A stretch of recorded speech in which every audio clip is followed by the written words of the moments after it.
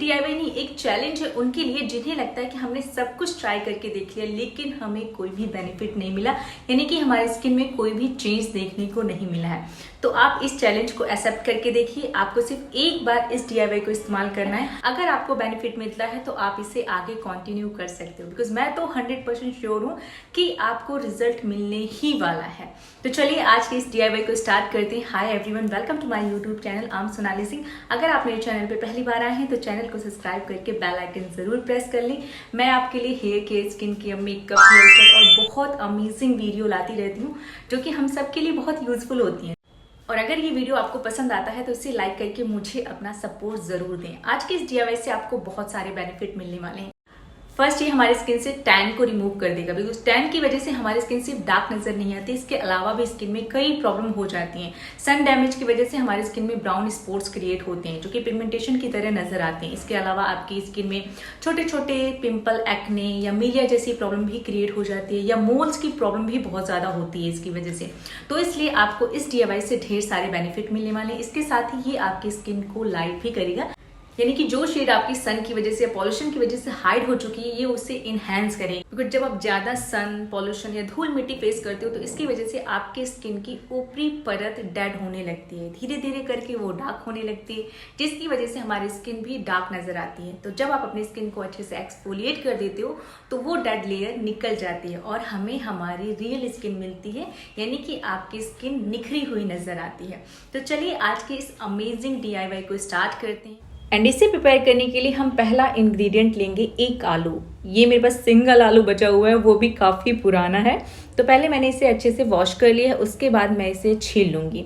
छीलने के बाद हमें इसे कद्दूकस कर लेना है। आप चाहें तो इस प्रोसेस को फॉलो कर सकते हैं, अदरवाइज आप इसे छील के छोटे छोटे टुकड़ों में काट के मिक्सर में डाल के ग्राइंड करके एंड देन उसका जूस सेपरेट कर सकते हैं, या फिर आप कद्दूकस करके देन इसके पल्प को छन्नी में ऐड करके स्पून के थ्रू हल्का सा प्रेशराइज करते हुए इसका जूस सेपरेट कर सकते हैं। तो जिस तरीके से आपको कंफर्टेबल लगे आप वो प्रोसेस चूज कर सकते हैं। और जूस सेपरेट करने के तुरंत बाद ही इसे यूज़ करना है, अदरवाइज ये इस तरीके से ब्लैक होना स्टार्ट हो जाएगा। मैंने सिर्फ 3 मिनट के लिए ही रखा और ये हल्का सा इसका जो कलर है वो डार्क हो गया।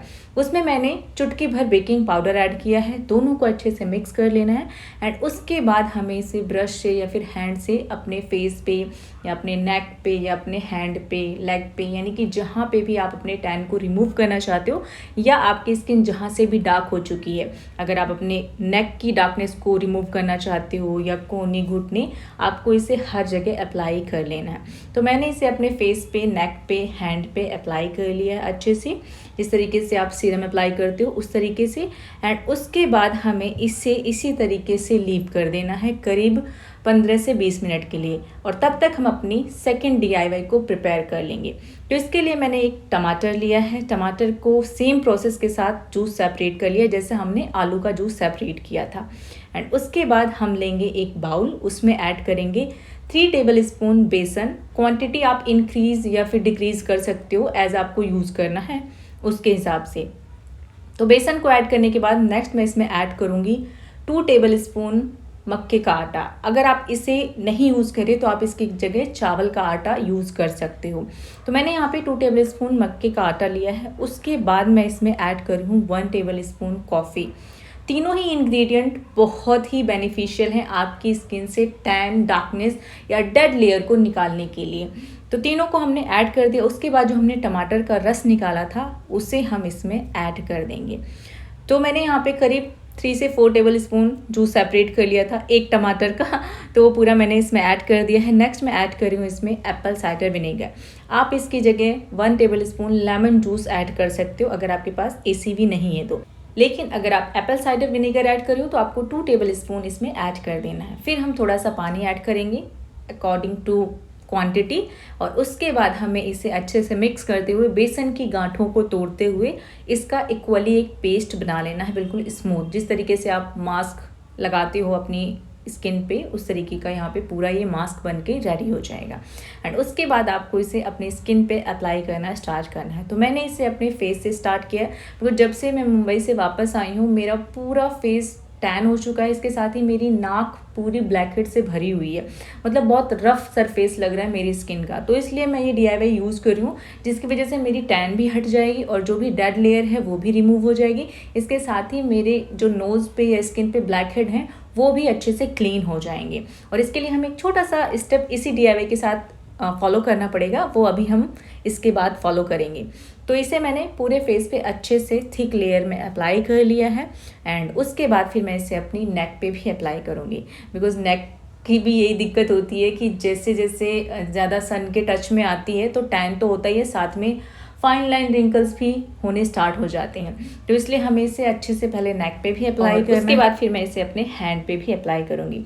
मैं आपको रिकमेंड करूँगी कि आप इसे नहाते वक्त यूज़ करिए, बिकॉज दैट टाइम आप अपने फेस के साथ साथ अपनी बॉडी के अदर पार्ट को भी क्लीन कर सकते हैं, इवन अपने अंडर आर्म्स और अपने प्राइवेट पार्ट पे भी इसे अप्लाई कर सकते हैं।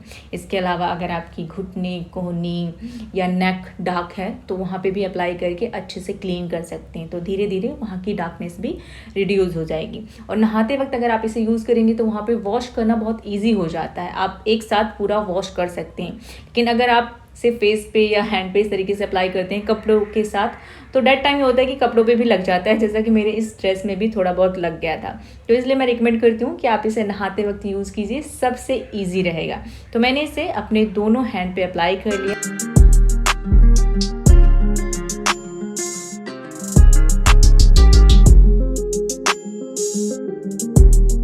इसके साथ ही फिंगर्स पे अप्लाई करना बिल्कुल मत भूलना, बिकॉज जो फिंगर के जॉइंट्स होते हैं ना वो बहुत डार्क हो जाते हैं और वो देखने में बिल्कुल अच्छे नहीं लगते हैं।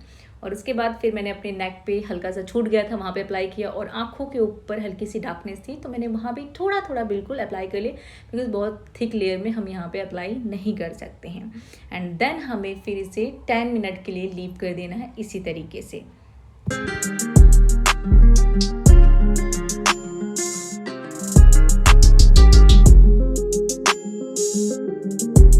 एंड अब हम रिमूव करेंगे अपने ब्लैकहेड्स एंड क्लीन करेंगे अपने क्लॉग पोर्स। तो जो हमने इसमें मक्के का आटा एंड कॉफ़ी यूज़ किया है वो एज अ स्क्रबर काम करेगा। तो जब आप इस तरीके से अपनी नोज़ को या अपनी चिन को, हेड को स्क्रब करोगे 2 से 3 मिनट के लिए, तो जितने भी आपके क्लॉग पोर्स होंगे या जो आपके पोर्स में black head and white head stuck हो चुके हैं वो अपने आप क्लीन हो जाएंगे।